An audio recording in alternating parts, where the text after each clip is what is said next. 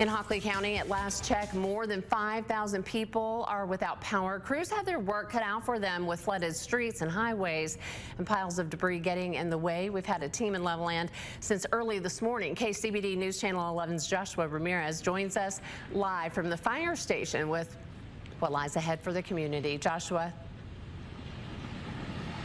Yeah, hello, Angie. And we were at the fire station just a couple of minutes ago. We actually left. They are holding a briefing here shortly with the city leaders, as well as some of the other people that have come to Levelland to assess the damage out here. And you said it just a little bit ago. We've been following this since early this morning on daybreak. We got out here at 5 o'clock in the morning, and even in that pitch black dark, we could still see that there was extensive damage. And now that the sun is up, it has become very clear that there is a lot of damage throughout the community. Businesses have been destroyed, homes destroyed as well, and electricity still not restored for the majority of the community out here. And you can even see some of the power lines that were destroyed by those winds that moved through the area last night. We still are waiting to hear the results of that National Weather Service survey, but we did speak with the city manager a little while ago. They are here in town. They are assessing the damage. They're also likely going to be using some of the drone footage from the DPS drones.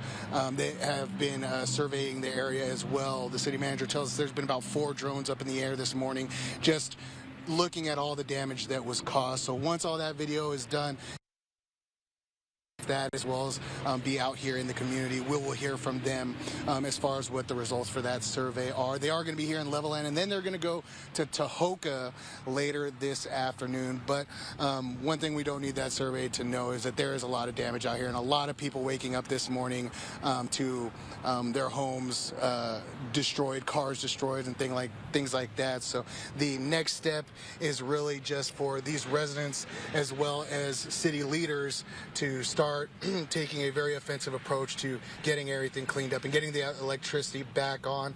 I can say that the city has opened up the South Plains College Student Center for anyone who may be displaced, doesn't have electricity, or needs to go there, possibly injuries and things like that. They can go to the South Plains Student Center. As far as the school itself here in Levelland, that campus is closed for the rest of the day. No classes or anything like that will be held in the campus here in Levelland. The other campuses, I believe, are still open right now. But another thing that we've seen this morning is the community stepping up. The city of Levelland put out the beacon for anyone who had large 4-wheel drive vehicles that could help clear some of the debris or pull some of these flooded vehicles out of these waters, and they stepped up. We saw a post earlier this morning around 10:30 that said they have reached the number of volunteers that they need, so now they're asking residents to stay home if they're not helping the city clean up what has been done as of right now. So a lot of things happening. I know that community members are already coming out here with food, water, and things like that. Some people are giving out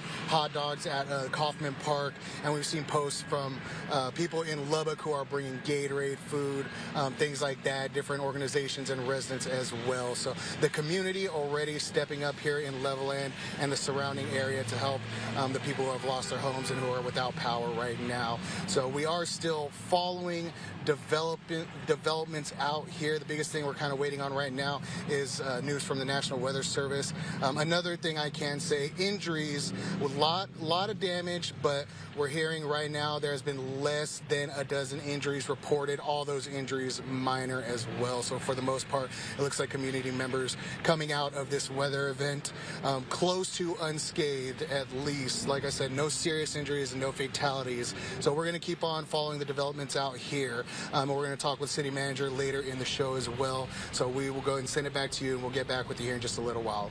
Angie. Perfect. Thank you so much, Joshua. And